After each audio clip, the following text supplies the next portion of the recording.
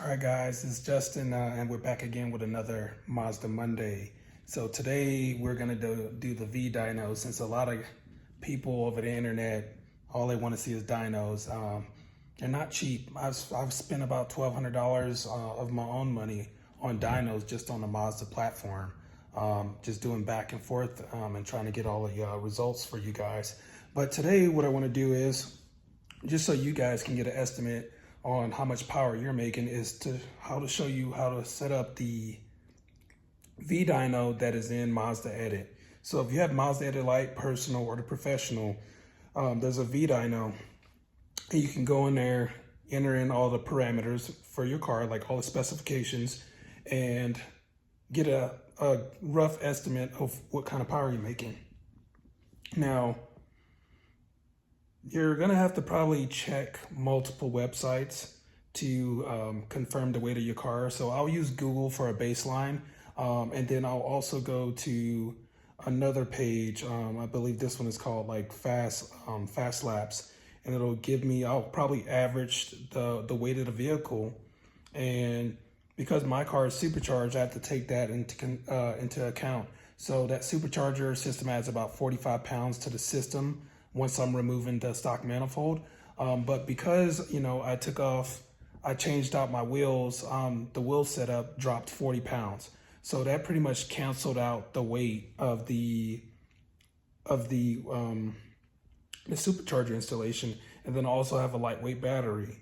All right, so that battery is like, 20 pounds lighter, if not more. It's like 24 pounds lighter. So, and there's about like 60 to 80 pounds of crap in my car right now. So it's gonna be pretty accurate, because what I'm gonna do is, like, that battery was like, 24 pounds lighter. Plus I took out my spare tire, so, and the jack. So that I pretty much canceled out all the weight that is in the car from, like, just having packages and all kind of stuff from my other business in the car. So the car is pretty much at stock weight right now. And all I'm gonna do with the stock weight, I'm gonna add my body weight to that. So I'm looking at this, and I guess my car is around 3,200 pounds. If I had the sunroof with the bows and all that, I might be up another, 89 pounds, because on here it shows, like, the highest weight for the 2019 is around, for the sedan, because I have a sedan. It's around 3,289 pounds for 2019. That's the heaviest spec they have. I do not have a premium, so I don't have like I said, I don't have the sunroof. I don't have the bows. I don't have heated seats or a steering wheel. So all that stuff adds up to extra, like, 80 to 100 pounds.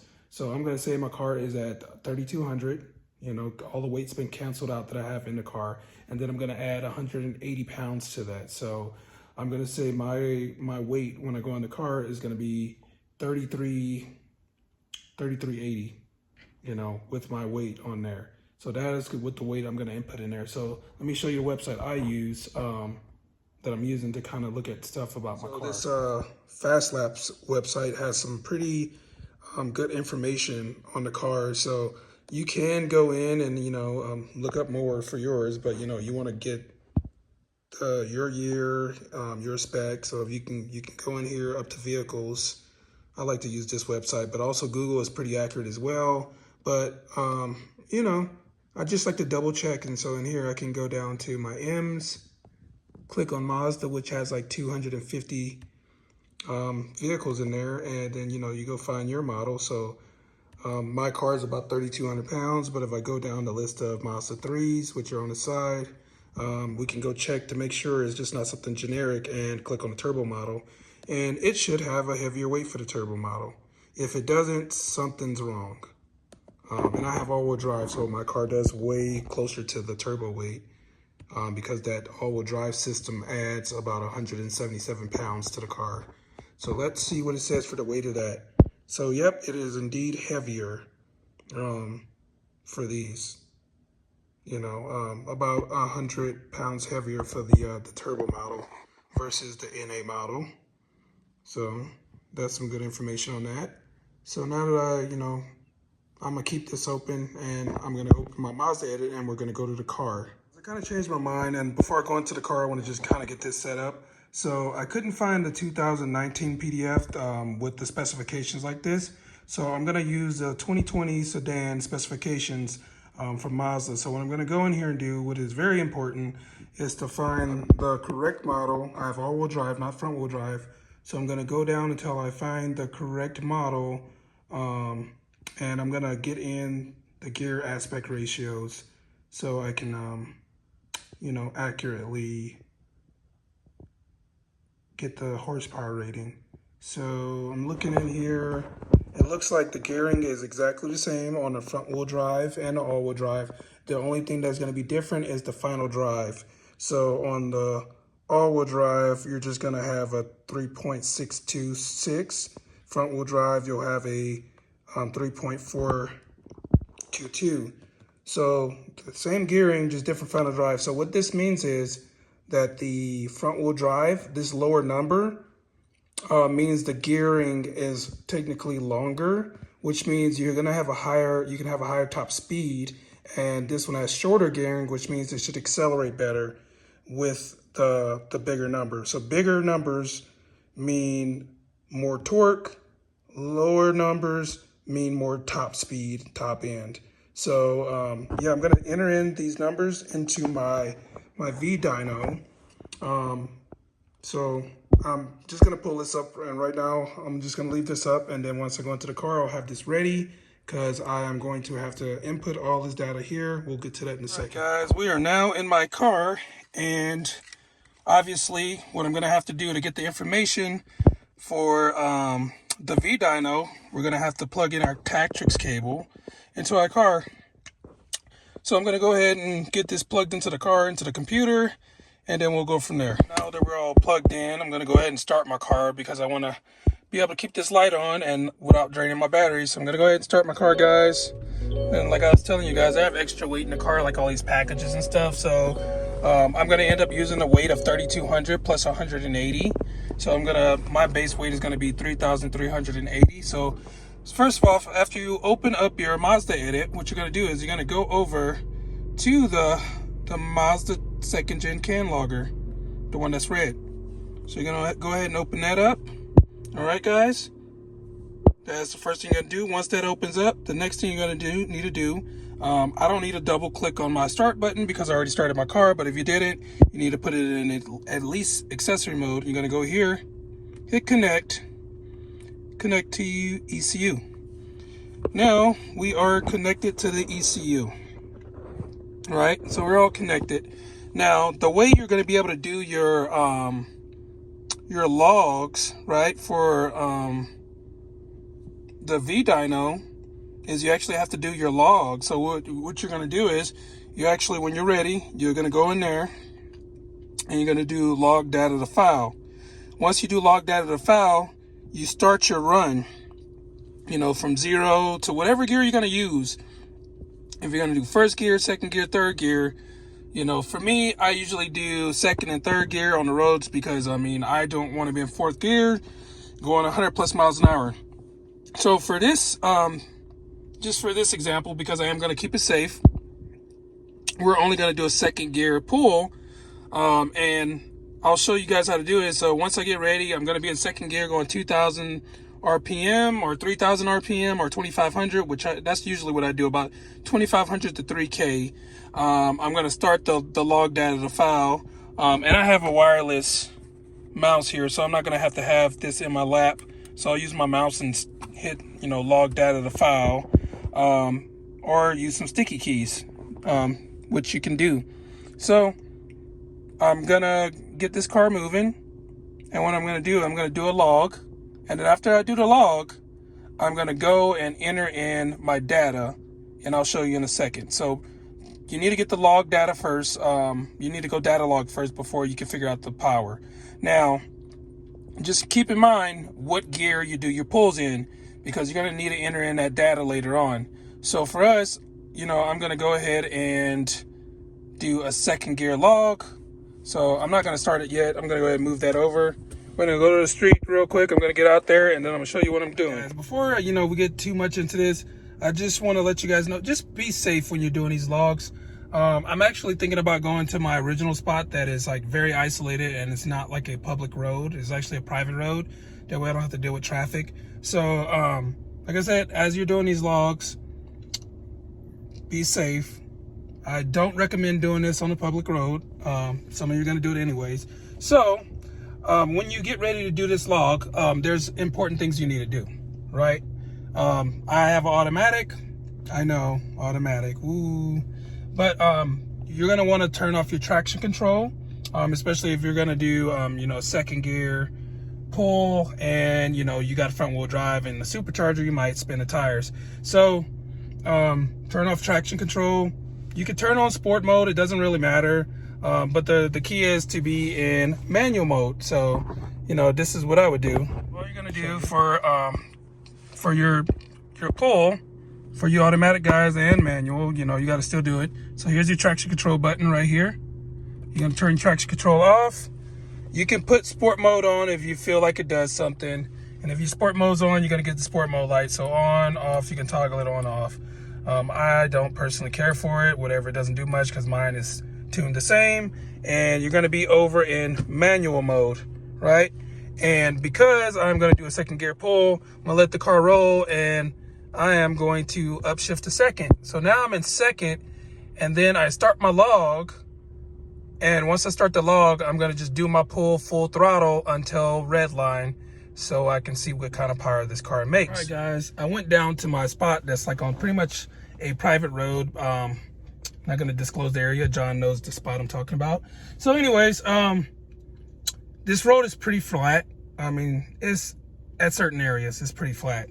So when you're doing these V-Dynos, it is very important that you're on a flat road.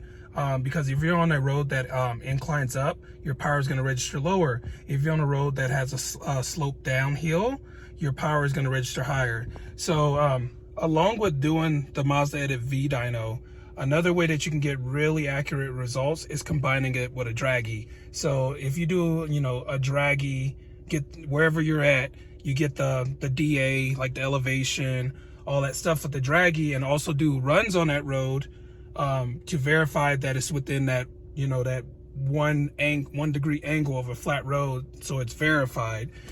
We can kind of get the horsepower within plus or minus 5 wheel horsepower of an actual dyno.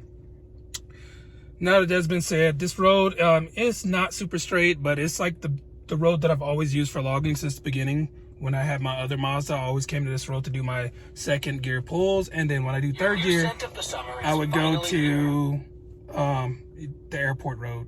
Anyways, so we're gonna do a second gear pull. It's not really gonna give good power. I don't really like using second gear for power. Third gear is more what I would do for that. But I'm not trying to go on a highway. I don't know why, but it's super busy. It's midnight right now, and it's super busy on a Monday for midnight. People are just flying out. I mean, I don't know. Maybe it's just because it's a Monday. But anyway, so we're gonna go ahead and do this second gear pull, and it's not gonna give me accurate power. Keep in mind, guys, I think I went down a little bit in elevation. I'm at 5,800 feet right now. So this car at 5,800 feet only makes 195 wheel horsepower. So this car feels pretty much like a tuned, naturally aspirated 4th gen. Like if I put my sauce tune on a car at sea level with no supercharger, this is how fast it feels. Because the supercharger is only helping me make up for that elevation. Now, if I go down to sea level, it'd be completely faster. So if your guys are like, why is this car accelerating slow? I'm only making 195 wheel horsepower at 6,000 feet. At sea level, I'm making 260. So just keep that in mind. The acceleration that you're going to be seeing is roughly what you would see with a naturally aspirated car at sea level. So we're going to go ahead and do this second gear pull. Let me walk you through it.